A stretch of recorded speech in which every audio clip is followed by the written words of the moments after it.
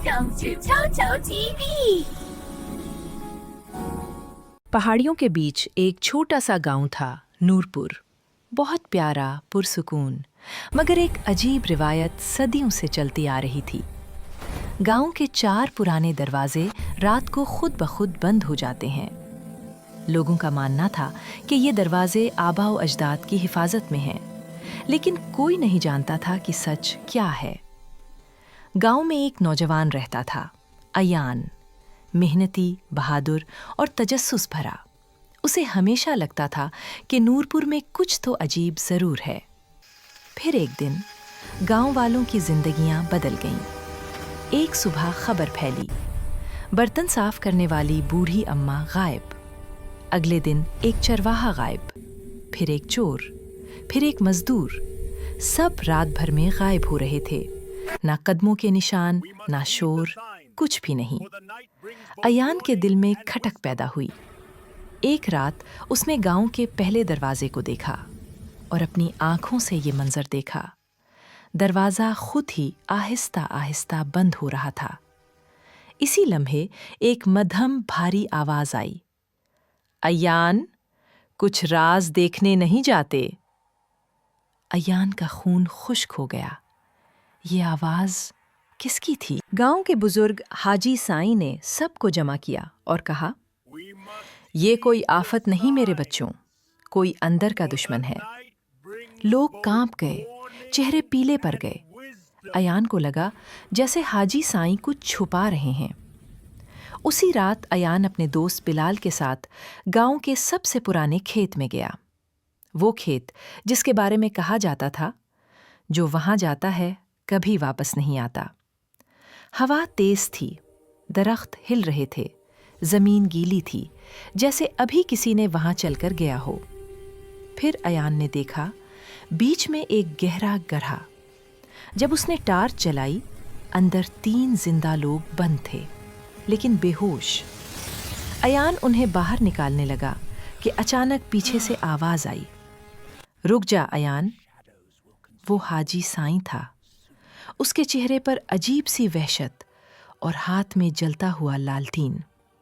हाजी साईं बोला, ये लोग मुजरिम हैं, मैं गांव को उनसे पाक कर रहा हूं। अयान हैरान रह गया, कौन सी अदालत ने हुक्म दिया तुम्हें?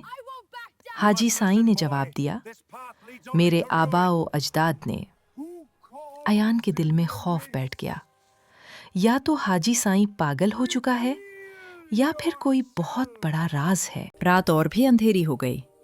अयान ने 4 दरवाजों का राज मालूम करने का फैसला किया। दरवाजा नंबर 1 खुद ब खुद बंद होता, जैसे कोई धक्का दे रहा हो। दरवाजा नंबर 2 की मिट्टी पर उंगलियों से लिखा हुआ था, सच खोलो। दरवाजा नंबर 3 के पास अचानक तेज हुआ चली, जैसे कोई अंदर चल रहा हो। और दरवाजा नंबर 4 के पीछे असल हकीकत खुल गई। अयान ने देखा कि हाजी साईं दरवाजे के पीछे किसी से बात कर रहा था, लेकिन वहां कोई नहीं था। वो कह रहा था, आज मैं अयान को भी कुर्बानी बनाकर गांव को हमेशा महफूज कर दूंगा। अयान के कदम डगमगा गए। अयान छुप कर नजदीक आया। हाजी साईं, ये सब क्या है? हाजी साईं चीखा, आबाओ अजदाद ने हुक्म दिया है, मैं गांव का आखिरी रखवाला हूं। इतने में वो तीनों गायब लोग, जो बेहोशी से जाग चुके थे, दरवाजा नंबर 4 से बाहर निकल आए। उन्होंने कहा, हम मुजरिम नहीं थे, हाजी साईं ने हमें जबरदस्ती कैद किया। गांव वाले शोर सुनकर दौड़ आए। आयान ने हाजी साईं का लालटेन उठाया और उसके पास रखा हुआ एक पुराना कबायली हारन निकाला।